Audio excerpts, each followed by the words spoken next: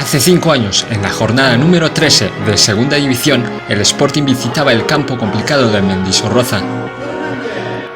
Un choque muy igualado por ambos equipos, pero sin acierto a portería.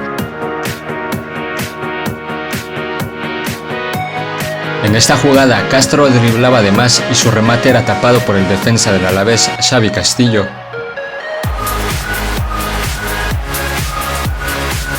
El cuadro vitoriano respondía con este intento de remate de Manu Barreiro, que despejaba a Bernardo. De nuevo el Sporting intentaba hacer peligrar la portería de Manu Fernández, con este disparo que se terminaba marchando desviado.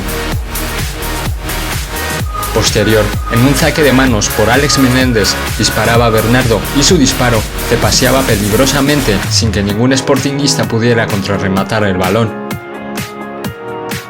Los minutos pasaban sin generar peligro en las metas. Ya por terminar la primera parte, Totti probaba suerte desde lejos, pero sin apuros para Cuéllar.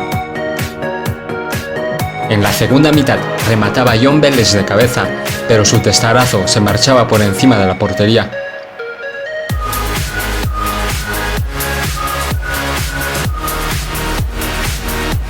La respuesta sportingista llegaba con esta contra de Di, tocaba para Johnny, que entraba a área rival, chutaba, pero su disparo se marchaba de nuevo desviado.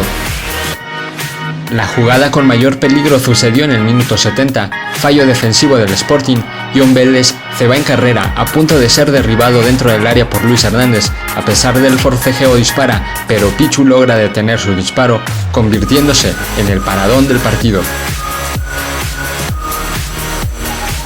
Los últimos minutos fueron de matar o morir, pero el mismo resultado, ningún remate o disparo tomaba dirección a puerta.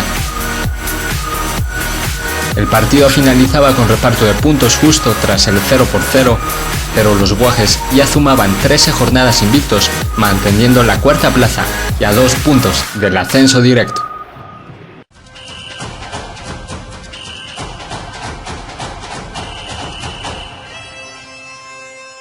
A lo largo de estos vídeos recordaremos jornada por jornada lo que sucedió hace 5 años con el Sporting de los Guajes, en una temporada sufrida, pero con un final más que feliz.